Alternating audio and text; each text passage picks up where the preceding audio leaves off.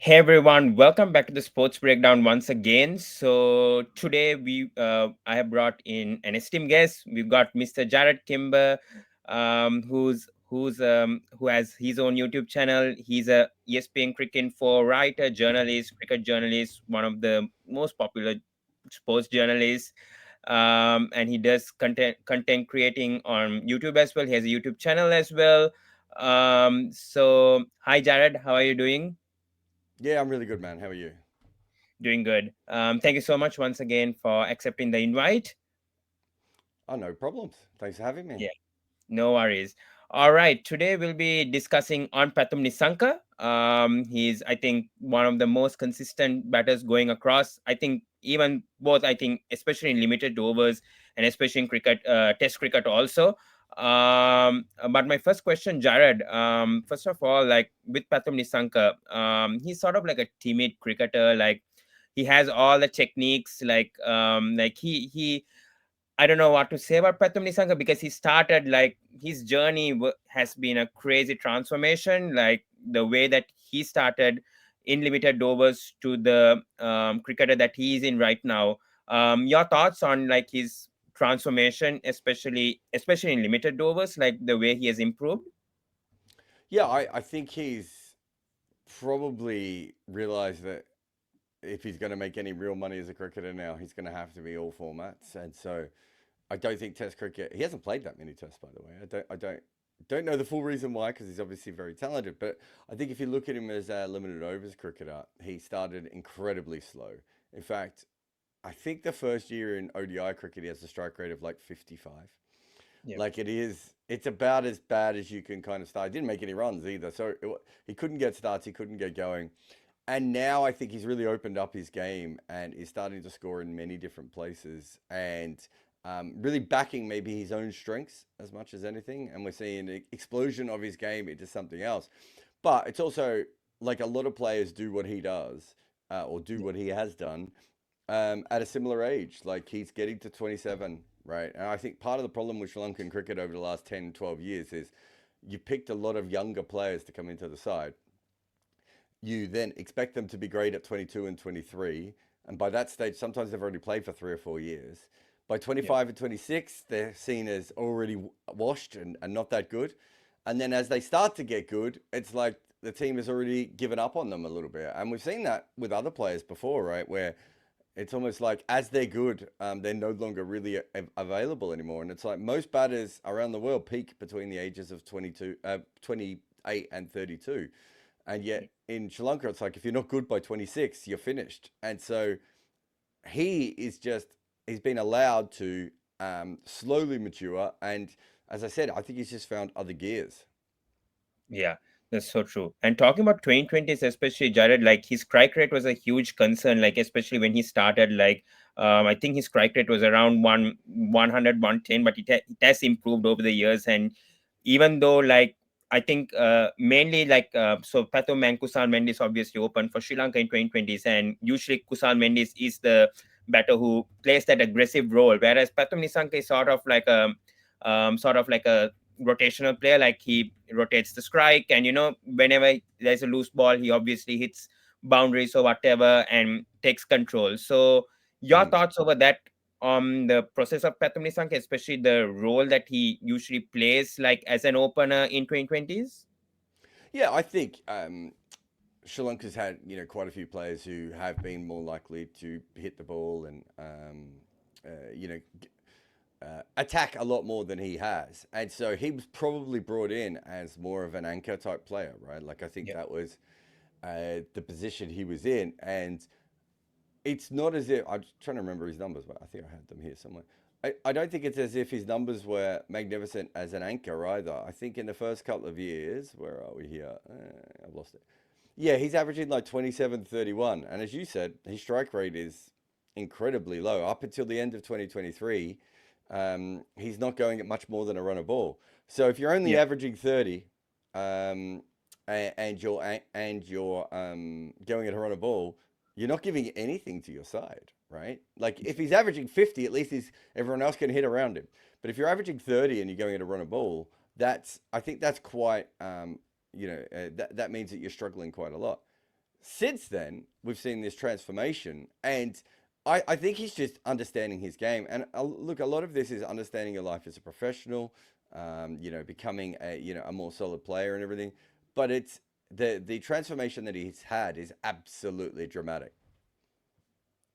Yeah, exactly. And what do you think about that knock that he scored, especially against New Zealand? That was his highest score, if I'm not mistaken, 90 at Mount Mahogany in end of last year, that knock of 90. But and he was very unlucky of getting out as well. I think he was trying to hit for a six, and I remember he got caught off in the boundaries. So your thoughts of that knock, especially that knock of 90 against New Zealand? I didn't see that knock live, but I remember a friend telling me that he was asking my opinion, and I said, "Well, I've never seen him really do anything like that before." Like, clearly, that was about the time when people had started to realize that he was coming through and playing very differently than he had before, and so suddenly you had a new version of that player coming through. And if you look at the overall sort of player that he's been, like, everything has been better from the start of 2024 and through to now. Like, he's just quicker and in every single way than he's ever been before. And he's now turning himself into a proper player. Whereas maybe the New Zealand one was sort of the start of everyone sort of understanding that that's where it was going. Because up until then, he hadn't actually played that many games, so you could have argued that it was not fluky, but that there was an element of it could have just disappeared again. Whereas now it doesn't look like it's going to disappear. It looks like he's fixed many different things when it comes to his batting. Yeah, exactly. And I think talking about ODI cricket as well, I think that has been his best format by far, because him scoring a double century, especially scoring 700s, and every time that Pathum Nissanka scores 100 in ODI cricket, Sri Lanka managed to win. And talking about that double hundred, Jarrod, like no one was able to obviously overtake that Sanat Jayasuriya's 189 against India back in 1999 in Sharjah. I mean, no one was able to even cross that. And even Sanat Jayasuriya was really, really happy. Now he's the head coach of Sri Lanka, obviously, but at that time he was obviously, I think, in the selection committee or something. But anyways, he was very happy when Pathum Nissanka overtook that score. Your thoughts, especially of that double century that he scored against Afghanistan? It was in Sri Lanka, but still, I mean, getting a double century in ODI cricket isn't easy at all. No, I mean, it was just, I think if you go back and have a look at it, it's not the fact he made a double century because, I mean, to be honest, a lot of Sri Lankan players should have made double centuries probably, over a period of time. It's more to do with the fact that they make 381 and he makes 210 of them, but no one else has a strike rate over 125. Right? Yep. Kusal Mendes comes in and gets absolutely stuck. Avishka Fernando goes at about a run a ball. And was it Samuel Wickrama? Yeah, Samuel Wickrama comes in and scores slightly quicker. Yep. So he's scored 8 sixes in that innings, and the rest of the team scored four. Right, like it's a remarkable bit of hitting. And if you go and have a look at the rest of the Afghanistan's innings, they had a bit of a bad start, of course. But even Yep. Omazai, who makes a big score in that innings, is still going at Yep. a strike rate of 130. So to go Yep. at a strike rate of 150, I think it shows, just what a remarkable knock that was, right? Like, and you look at the bowling attack. He's got Fazal Haq, he's got Noor Ahmed, he's got Muhammad Nabi. There aren't that many people who score against Afghanistan at that kind of rate. Like, a lot of, better, more highly recommended players. And that was, again, that's that early 2024 period where we suddenly see this sort of explosion of a new kind of batter. Yeah, exactly, Jared. But talking about ODI cricket in general, do you think like Pathum Nissanka is like one of the best batters going on right now in ODI cricket? Especially, I know that Sri Lanka playing a lot of ODI matches right now in 2025, and the rest of the nations don't play that much ODIs, as there's a 2020 World Cup coming up, and even the Asia Cup right now starting today is a 2020 format. But coming to Pathum Nissanka, do you think still, despite other teams playing less ODIs, do you think like Pathum Nissanka is like one of the best batters going around in ODI cricket at the moment? I'll be honest, because there's no World Cup coming up, I'm not really on top of that. Like, do you know what I mean? Yeah, Like, yeah, I yeah, mean, You've got an Asia Cup that's T20. You've got a T20 World Cup coming up as well. So I'm not really like factoring in that. I think what you said though is very accurate, which is just the amount of cricket that the Sri Lankans have been playing. I Yeah, think is truly remarkable.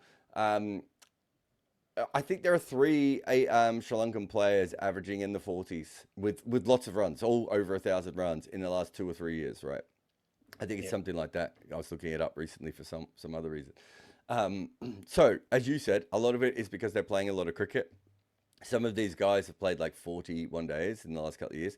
You have to ask yourself why Sri Lanka is playing so much ODI cricket in a period when T20 cricket needs to be played. I did a video on this the other day of yeah, they're playing one days against Zimbabwe when a T20 World Cup, no, sorry, T20 World Cup and Asia Cup are around the corner. Like it doesn't make any yeah, sense. yeah, But your overall point, yeah, I think I don't think he's probably on the level of Virat Kohli or Shubman Gill. Shreyas Iyer also has great numbers. I'm trying to think of someone else. But there's a couple of other players, but he's probably on that sort of level of that sort of Rachman Ravinder or Casey Carty, right? yeah, Who have done very very well in the last couple of years.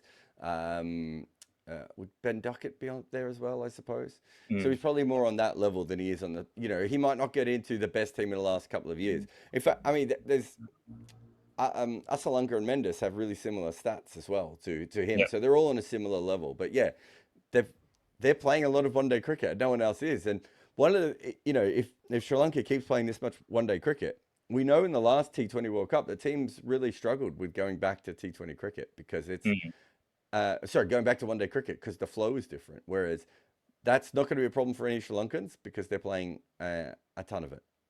yeah, exactly. Yeah, that's a big concern in my opinion as well. But yeah, but even with Nisanka, I think the stats have been really good, especially 2024. I think he had a really good year. I think 694 runs, 63 average, 106 strike rate in 12 matches. So and 300. So how do you see like the conversion, especially with even with Kusal Mendes and even Pathum Nissanka, both of them, the conversion of the 50s to hundreds, that has been the huge issue with Sri Lankan batters, especially the top three, not converting those 50s to hundreds, even at home as well. But right now, we are seeing them converting those 50s to hundreds right now in the past 2 years. So, Mm. your thoughts on that, like the conversion rate of 50s to hundreds of these batters have been good, even with Asalanka as well, as you mentioned, all three of them converting the 50s to hundreds. Do you want to know what I think the difference is? Yeah. They're scoring quicker, Okay. right? Yeah. So some of the strike rates over the last couple of years for Sri Lankan batters were around 70 to 80, right? Some of Yeah. these guys are getting their strike rates up to 90, 95, 100, 105 now, right? And so because of that, they're just scoring quicker. I'm not interested in, I couldn't care less about conversion rates in ODI cricket. Yeah. You are trying to score as quickly as possible and put pressure on the opposition to set yourself up. And I think Sri Lanka had a period around 2019 where they were still very attacking at the top. Yeah. Right, they're probably the last country to really let go of the very attacking at the top method, Yeah. and obviously England brought it back. But they were doing it with players who were averaging 30 and 35. Mm. Right? Yeah. If you're attacking and your players, all your top order are averaging in the 40s, they're going to get hundreds by accident. But I'm not interested in hundreds. I'm interested in your team scoring 350, right? Yeah. 380. And Yeah. so for me, the actual conversion rate doesn't matter. It's that you have a group of people who can all make runs. Oh, sorry about Yeah. that. Yeah. I thought I pressed mute, but I missed it. But yeah, so yeah, I'm not too worried about that. But it it shows that there's a wave of those guys coming through, right? If you're scoring that quickly and you're making lots of runs, you will make hundreds. But Yeah. I don't think that shouldn't be the aim of these guys. There's no point them scoring 100 off 150 balls, Yeah. right? The aim should be to score 80 off 70 balls. Exactly. If three of them score 80 off 70 balls, the rest of the team should be able to clean up, right? Mm. And too often in the past, there were players they weren't even averaging that high, but they were Yeah. also doing it at a slow strike rate. So yeah, I'm less worried about conversion in that format of cricket. Yeah. Where do you think like Sri Lanka could improve? Like because in the especially in ODI cricket, we saw like even in the last World Cup they got knocked out in the they had to go to qualifiers and they didn't even perform in the ODI World Cup. Do you think, especially under Sanath and especially going into the 2027 World Cup, and especially the openers like Nissanka and Kusal Mendis even performing away from home as well, do you think, especially in the pitches in South Africa, do you think they can somehow score and maybe be in that top 10 run scorer chart in the ODI World Cup coming up in South Africa, or do you think they have a long way to go in terms of improving, especially in Sena conditions? No, I think there's something there that you could get. I don't think Sanashea will be the coach at the next World Cup, though. I'd be very surprised. I don't think he should be coach. Okay. I don't think Okay. anyone who's been involved in match fixing should be coaching a national team. I don't really understand how this has happened. All right. But I also don't think he's a particularly brilliant coach. I don't. Okay. So I don't really see what his like. If you compare him to, say, two recent coaches have come in, Jonathan Yeah. Trott and Mike Hessen, right? Mm. And you can throw Yeah. it back to Raul Dravid as well. These are Yeah. coaches who came in with very, very clear game plans Yeah. about how to make these things work. I just did a podcast with Robbie Otapa, and we both looked at it, and we're like, this squad looks great on paper. So why is it not winning, Mil? Right? Yeah. So I think from my perspective, I don't really feel that there's a theory behind what is going on in Sri Lankan cricket at the moment. But you Okay. look on paper, and there is more than enough talent in T20 cricket and in ODI cricket. And they had a good run in Test cricket not that long ago as well. I Yeah. don't think talent is the issue. I Yeah. don't really think they understand what their best game plan is. Okay. And I don't think they're always very good at developing their players. And as I said, I think they, instead of picking players around their prime or getting them ready for their prime, they seem to keep looking for the next Kumar Sangakkara, right? And Mm. that's not how these things work. You know, Yeah. it's, if one of those comes along, you won't need to find him; he'll find you, right? And Yeah. so, if that's the sort of player you're looking for, and you're not looking for players who are 27, 28, you know, sort of Avishka Fernando type players, right? Yeah. Where you're like, he's someone who is a very talented player who's going to take a little bit longer to come up and be a superstar, right? Like, Mm. he's 27 as well, but he's coming into his prime. We know he's an incredibly a brilliant ball striker.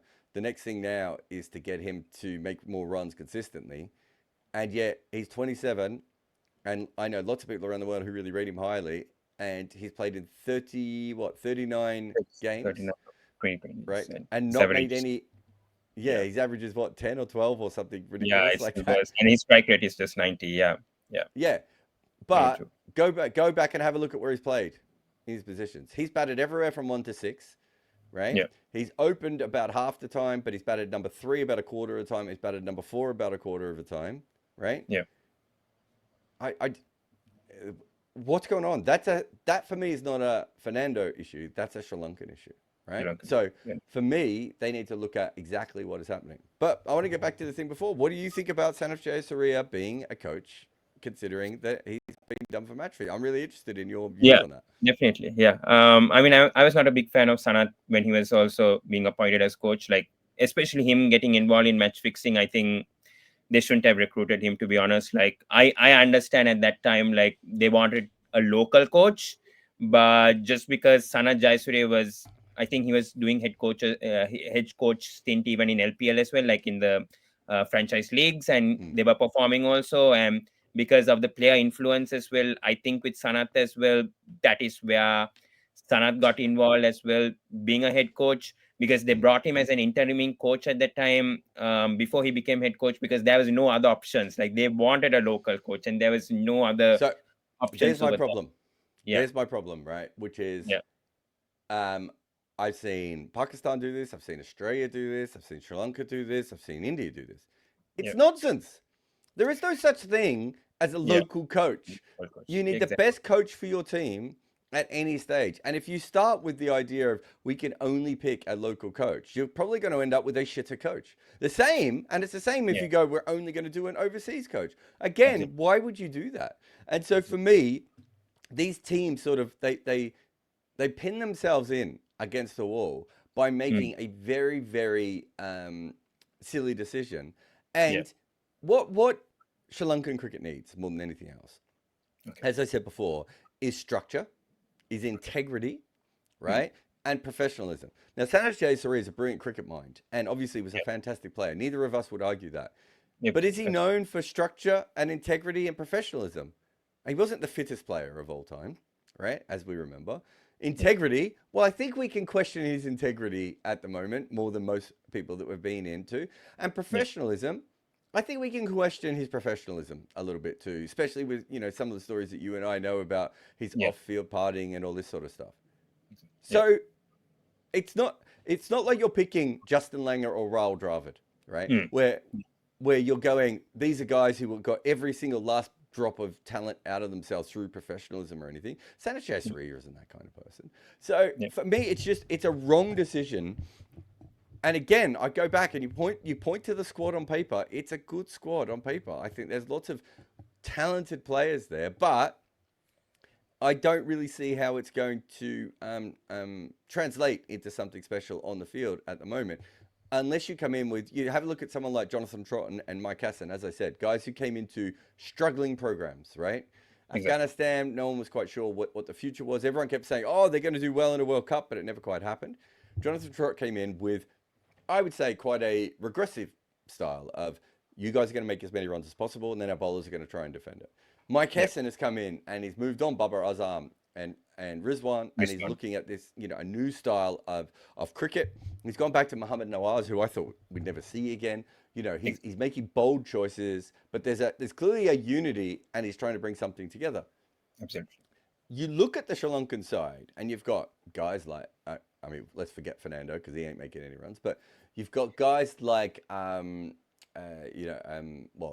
who we're talking about here.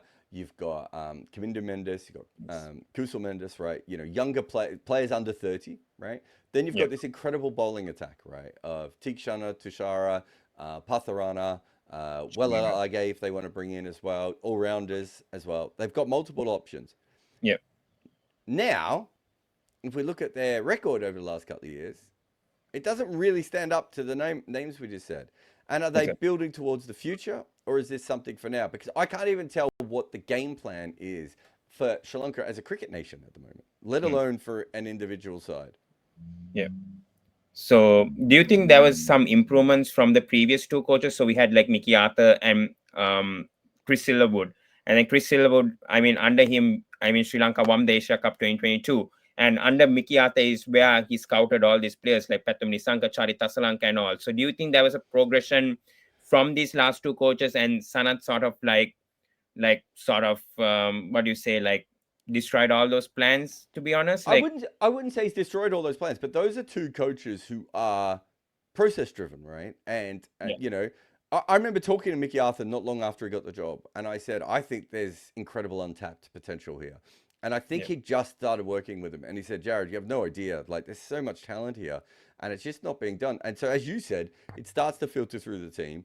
Chris Silverwood got them into a good position, but the other problem is that of how quickly all those things have changed. This is still the third coach since lockdown, isn't it? Since COVID, yeah, exactly. Yeah. right? Well, isn't that answering your real question? It's not even. Sanjay Jayasuriya might be the right coach, right? Mm, But if you've had three coaches in 4 years or 4.5 years, whatever it may be now, that mm, also tells you the story that they're not. There's no consistency here, exactly. Yeah. right?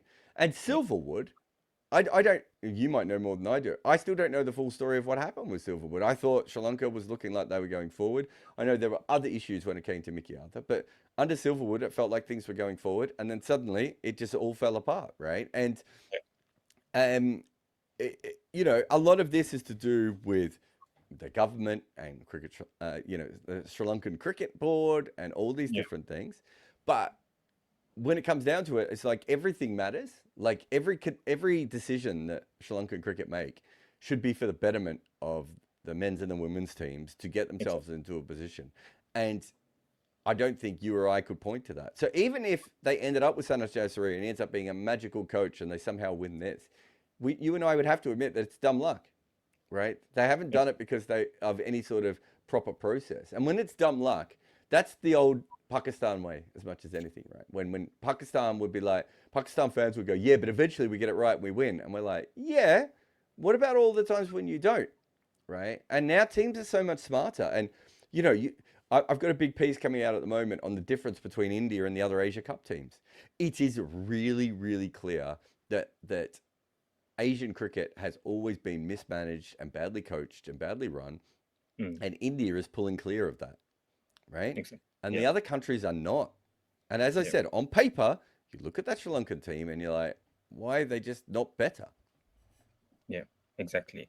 But Sharad, coming back to like Nissanka and especially with Test cricket, yes, I think he couldn't play much cricket because I mean Test cricket because he had an injury and they were trying to manage his workload, especially for him to play more limited overs. They made him to focus more on his limited overs, and that's I think that was the plan of Nicky Arthur back then to just focus on limited overs and not focus much on Test cricket. But he had that potential in Test cricket, and we saw that in that England series last year, especially he scored that 100 also.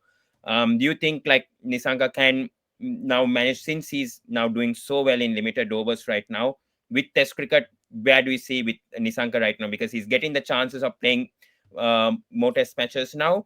Where do you see Nisanga in Test cricket at the moment? Yeah, I think if the only issue I would have is I wish he'd have played more tests by now. I understand what you're saying, and you know, Mickey Arthur was around more, but he's 27, and he's been playing Test cricket for 4 years, and he's just played the 18 games. I just wish he had, because I know how good he can be. I just wish he had a little bit more experience going ahead.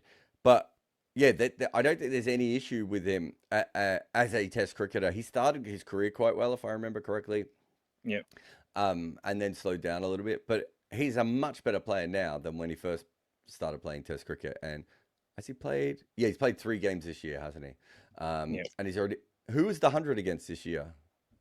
I I was against Bangladesh, wasn't it? In Gaul, Bangladesh, yeah. right? Yeah. Yeah. Yeah. Yeah, that's right, because he made 200s in that series. That's right. Yeah. Um, Exactly. Yeah. so I think that's the Test cricketer that we're looking for. That's a very small sample size, but I think that's the Test cricketer we're looking for going ahead. Hmm. And I do think that he's a next level player. I think when you see someone who's 27 and we've got a piece coming out on him in the next couple of weeks, Okay. and when you look at him, uh, how much he has changed. And our piece is, I think, more on T20 cricket. But Okay. he was basically knocking the ball around from spinners for ages, Hmm. right? And for Yeah. pace bowlers, really. But Yeah. for spinners. And he's gone from that to one of the best hitters of spinners in the world. And so you look at his pull shot, he's got that thing that a lot of Sri Lankan batters do where they don't sweep. They basically just get really low to play their pull shot.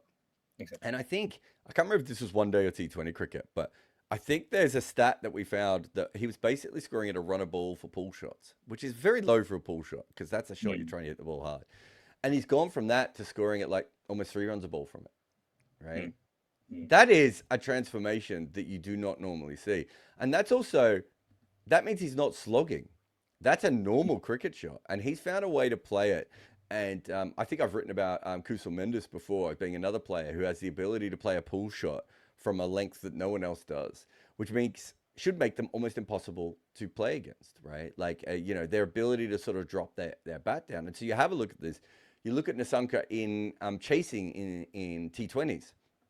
Again, he showed no signs earlier in his career of being a fantastic chaser, right? And suddenly he's become this incredible player in the second innings of games. He's starting his innings quicker. He's specifically maximizing the power play. I wouldn't say the one thing that if I was going to hold against him, he's still probably batting a little bit too slow in the middle in T20 cricket at the moment.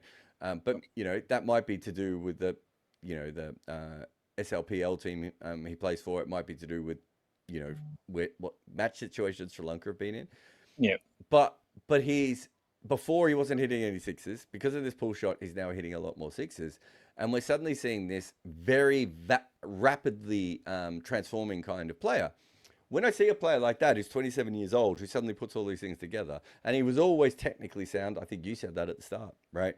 Yeah. He's now maximizing his strengths without adding any weaknesses that we've seen so far.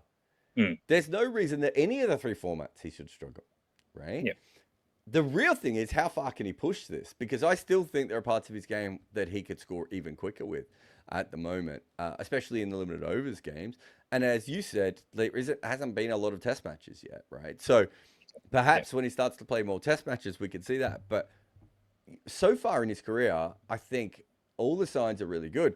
My main question would be, why did it take Mickey Arthur to find this guy? Like, yeah, it's weird to me that he wasn't on the radar in a country that's always looking for the next big batting prospect. It feels a little bit odd to me that he didn't really get a chance of earlier, right? But you yeah, look at him as a test player so far, and he averages more away from home than he does at home in hardly any matches, right? And he yeah. hasn't been terrible at home either. There's just so many good um, uh, parts of his career to take a look at. Yeah. So do you think it's like the selectors problems, like problem of not finding the right players? Because as many good players, like young talent who are performing like in the domestic circuit at the moment, but they're still going after like experience, especially in 2020 cricket. We look at India, we look at Pakistan, that they're going for young blood at the moment. They're going for players under 30 and they're giving the chance. But Sri Lanka sort of like they warm that experience still in that team, in that 2020 team. Do you think that's like an issue, like the age, it's sort of like the age factor of not sort of like blending in the youngsters? Like if they're performing in domestic cricket, they should be given the chance, but they sort of never get the chance and they sort of stick to that experience core, and that has been the issue in 2020s for many years for Sri Lanka since 2014. Yeah, you say that though, but there's been lots of like India's a completely different case to Sri Lanka, right? Yeah, There's no Sanju Samson in Sri Lanka who's like Sanju Samson would walk into this side, right? Like he'd be a yeah, really important player in this team. So I don't think you can compare it to that. Pakistan, I've only really reshaped their side because they've had to. It wasn't working before. yeah, Sri Lanka are probably caught between the fact that, as I said before, it looks good on paper, but a lot of the Kusil Pereira, Kusil Mendes, right? These are guys who were tried out as younger players, weren't they? Like I don't, yeah, yeah, um, Fernando was another one who was tried out as a younger player. So it's not as exactly. if they haven't been trying out younger players. Yeah, I would say that I would almost go the opposite way to you. That what we have seen too much with Sri Lanka is as I said, if someone's not successful by the age of 25, 26, and they've been around for a while, it's like they're almost marked with a bad card. And so then you end up with probably 30-year-olds coming into the side at times who are not mm, that talented, right? And there's a reason why they haven't been given a spot before.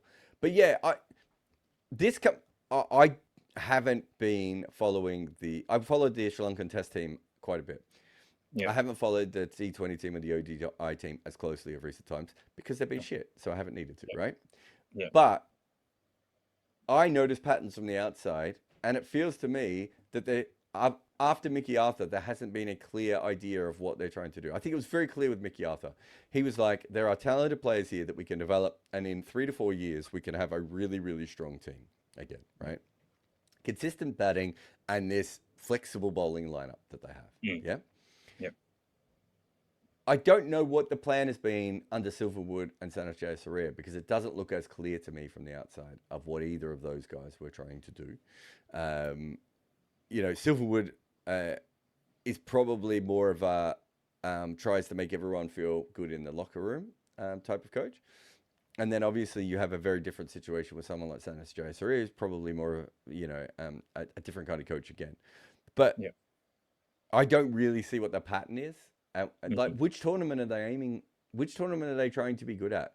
So they're yeah, currently 30-1 to win the next World Cup, right? yeah. I That's a don't, that's a huge worry. Yeah, yeah. So is the next World Cup what they should be aiming at? Or, as you said, are they building a better one-day side? Should they be looking at that? Their yeah. test cricket got good for a little while. Should they be focusing on that?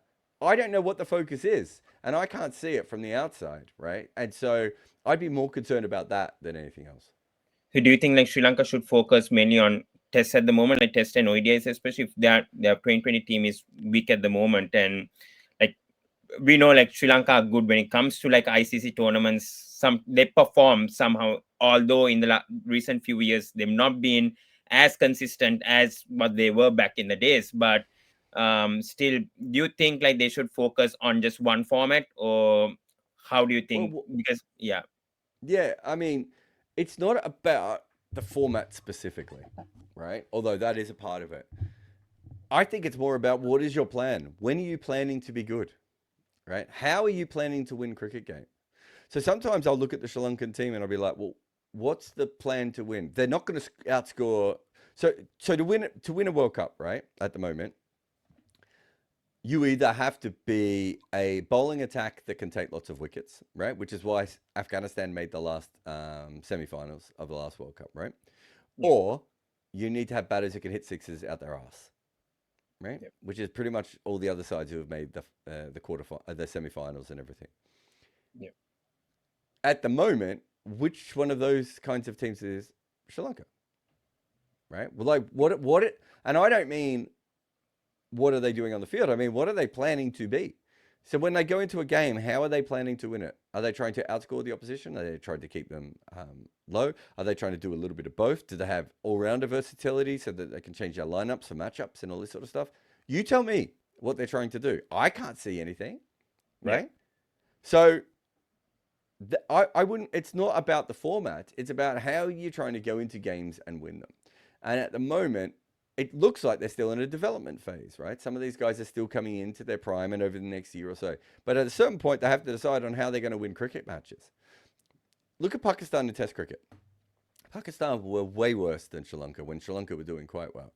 But yeah, Pakistan went, okay, what are we going to do? Let us just make it so that we can take so many wickets at home with spin, we keep ourselves in these games. Now, they lost a game against West Indies. They probably should have won because of yeah. this. But that's an idea. What's the idea in Sri Lanka at the moment? Mm, that's I, true. I And don't. I don't know. I would say all three formats are the same. How are they trying to win the next game of cricket? mm, And so those are the questions they should be answering if they think this generation is good. And if they don't think this generation is good, to go back to your other point from before, that's when you start bringing the kids in, right? And you start again. The issue with that is they only just did that under Mickey Arthur, right? So it's a little bit tough. I think it's probably worse based on the talent that is available at the moment. Going, okay, this is the talent. Now what we need is a way to win cricket games in each format. And I think that's what they should be having the conversations about. do you think like Sri Lanka cricket is going towards the steps of like West Indies cricket, like in that direction at the moment, or do you really think like Sri Lanka has that potential to again like reach maybe a semi-final of a World Cup, or maybe perform better in like ICC tournaments, and yeah, especially in ICC tournaments and even in WTC, like especially in the Test Championship, they did finish fifth in the previous Mm. cycle as well. So, do you think they have that potential to go back to where they were 10 years back, or do you think they're gonna degrade even worse right now in the next couple of years? So in the last couple of years, we've seen Kaminda Mendes, Patharana, Wellalage all come through the system. Yeah, you add Yeah, Tikshana and Hasaranga to that as well if you want. yeah, Those seem like good cricketers to me. yeah, So the issue isn't talent, is it? yeah, If you were to say to me that they're going to win a tournament in the next 5 years, I would probably ask what happened. But the 2023 tournament was similar. I still don't really know how they won that tournament and then sort of didn't go anywhere afterwards either. But yeah, you look, the bowling lineup makes sense. The batting is starting to build into a very good unit. yeah. Maybe the middle order is a little bit more wishy-washy than you would want it to be. Um, I worry that they don't have a great finger spinner to go with Hasaranga. Not that Tikshana is a bad bowler, but I mean, in sort of in longer forms of cricket, in one-day cricket and everything, Tikshana probably it's harder to use him. T20 Yeah, cricket, that isn't an issue, right? yeah, Wellalage should be an all-rounder, and at the very least is a good bowler, right? And yeah. his batting will come on in the next 4 to 5 years. Um, but how are they going to win the tournament? I don't know because they would have to start changing the way they play cricket. They're not going to outscore South Africa or Australia or India, right? They're not going to outbowl Afghanistan, and their bowling attack is what similar to Bangladesh, maybe slightly better. Actually, maybe not even slightly better. It's about the same as Bangladesh's bowling attack, Yeah. right? We're not talking about Bangladesh winning a tournament in the next 5 years, are we? Yeah, definitely. Yeah. Coming to the like last question, Jared, before we end this, like with the Asia Cup coming up and with the 2020 World Cup, like even with the Asia Cup, do you think Sri Lanka can reach the finals in this Asia Cup, or do you think like Afghanistan can perhaps like maybe do better, because that group is like group of death, especially Afghanistan, Bangladesh, Sri Lanka. That's the same groups all the time. But do you think like Sri Lanka can scrape through the Super Fours and even go to the finals? So do you see like Afghanistan doing better, Afghanistan or Bangladesh doing better than Sri Well, Lanka? Bangladesh has started playing good cricket, which is probably the wrong time for Sri Lanka for that to happen. Yeah, They've started playing their first ever attacking T20 cricket ever. yeah, So, not a good, not exactly what you would want if you're a Sri Lankan fan. yeah, I think Afghanistan, especially now that Gobaz is not making runs, they were carried very much by Gobaz making a lot of runs at the top with obviously Zadran. And if you look at their best T20 form of the last couple of years, it's basically when the openers have made all the runs and then the bowlers are great. Well, Rashid Khan isn't as good as he used to be right at the moment, whether it's form, whether it's injury, whether it's age, we don't know. But Noor Ahmed is probably near his peak. So there's not a huge drop off there. yeah, Um, if you can get early wickets against Afghanistan, I think you can beat them pretty consistently. I yeah. think Sri Lanka have done that at times against them, right? I think there's a few games where they've taken early wickets against them. Um, Bangladesh is more interesting just because we don't really know 100% what to expect from Bangladesh at the moment. But they've certainly got a lot of match winners, and players who can help them. I but look, on paper, I'd be really disappointed if I was Sri Lanka and I didn't make the finals of this, right? Okay. I think that if that's the case, then they again have to go back to the drawing board and work out how they need to win cricket games. What is their theory? What is their strength that they can rely on? Because at the moment, I'm not really seeing that. I'm seeing a team that looks good on paper, but not a team that has a style that can work well for them. Hmm. And what about the 2020 World Cup at home, especially it's going to be in Sri Lanka, India? I spoke to the ex-Sri Lankan analyst like few weeks back, like who was the cricket analyst when Sri Lanka won the Asia Cup. Like he told me like if Sri Lanka don't go to the semi-finals in the 2020 World Cup, it's a disappointing campaign. It's just a complete disaster because especially in the 2022 World Cup, they came close, I think really close, especially in that New Zealand match, but because of certain scenarios they lost that match or whatever, and then they couldn't make it Hmm. past that group. So, what do you think, especially at home, and especially most of the matches going to be in Sri Lanka, and then the semi-finals, finals will be in India. So, what do you expect of Sri Lanka's performance at the 2026 2020 World Cup? Um, well, they're currently 30-1. So the market doesn't think they're going to do very well. No one's putting any money on them. So if you believe, or the analyst believes, that's the time to put the money on. Um, it's quite interesting at the moment because Australia's going to go in probably with Zampa and no other specialist spinner. Yeah. South Africa are looking towards moving towards more all-rounders as their spinners, it looks like. Hmm. And England, well, you assume Adil Rashid will still be playing, but he's not even the bowler that he used to be, and they don't really have a secondary spinner to go with him.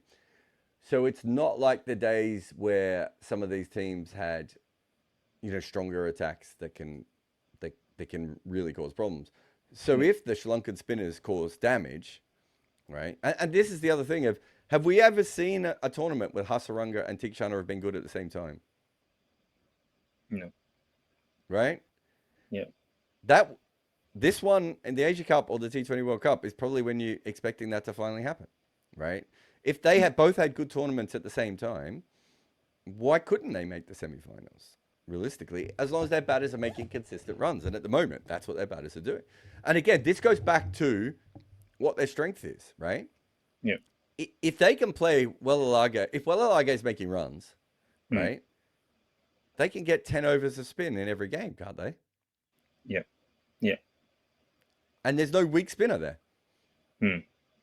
So you think like And Velalage should bat higher up in the order, perhaps, because in the under-19 World Cup we saw like him batting at number 4, number 5 in 20, in like even in ODIs 2020s, and that's what I've been questioning several people like why can't Velalage bat at that position number 4, number 5, because that would be the fix because Velalage is a good batter even though we haven't seen that potential yet with him yet. So I don't know well, why. the coaches or no one's doing that to Well, I give can tell him you the why. confidence. Yeah, yeah, Because he's never made a professional 100. okay, He just hasn't made the runs, right? And so when you haven't made the runs, people like he's 22. I'm pretty sure he'll be a better bat than say Shadab Khan when he's older, but it might not be till he's 26, 27. okay. But I think in order to make this team work, I don't see any reason why. Part of the other problem is that I would want he's going to have to bat down the order, and when he bats down the order, so what you really want is Hasaranga and him at 7 and 8, right? Because that means you bat down to number 8, and you've got 5 frontline bowlers, and that's what we were talking about before. Of that sort of what's the theory of this side, right? How do you make that work? But Hasaranga hasn't made any runs, has he, for Sri Lanka?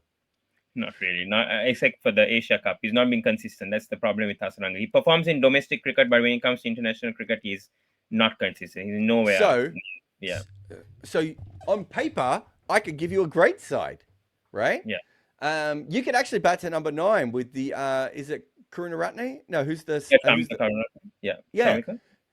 right? Yeah, If these guys were all batting the way that we both think they could, right? yeah, You could bat them at 6, 7, and 8 if you wanted to, or you could bat them 7, 8, and 9, right? And maybe use another sort of all-roundery player up for 1 or 2 emergency overs at the top. And there's some guys who can bowl a little bit up further up the top, and go about it from that point of view. But these players haven't quite come along at the moment, and so they don't feel that way. And Walalaga's actually been a really disappointing batter so far in professional cricket. And as you said, we both know he can bat. There's no doubt that he's going to be able to bat and will be a really good player in the future. But he's probably not going to be a good bat in this tournament, and he's probably not going to be a good bat by the next T20 World Cup. So that causes a little bit of issues, and with Hasaranga not making runs as well. So again, it comes back to finding the right roles for these sorts of guys, and then finding the right sort of side. But yeah, eventually, I think that's the way to go. Hasaranga's not old, is he? Is he what, 27? 26, 27, yeah. Yeah. So if you think about it this way, if Walalaga's batting comes along in the next 4 years, and Hasaranga can finally work out how to make runs consistently, this is a completely different conversation, right? Then you've got incredible flexibility. But at the moment, what you have is flexibility on paper, but perhaps not on the field. Now, whether it's probably worth it for this Asia Cup to be like, I don't care if they make the finals of this Asia Cup. I know people in Sri Lanka will, but I don't care. But what I mean is, it matters a lot more for the World Cup, right?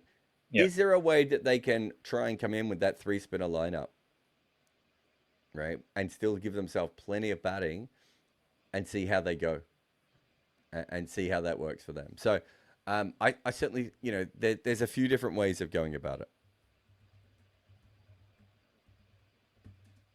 Yeah. Okay. All right, Jarrod. Thank you so much once again for joining this video. It's a pleasure of mine for bringing you along, and thank you so much for once again for doing this video once again. No worries. Cheers. Thanks for having me. Yeah. Please do subscribe to Jarrod Kimber's channel as well. Good Areas with Jarrod Kimber. Please do watch that as well, and please do subscribe to the Sports Breakdown, like, comment, and share. And we shall see you in the next video. Thank you so much once again. See you and good night.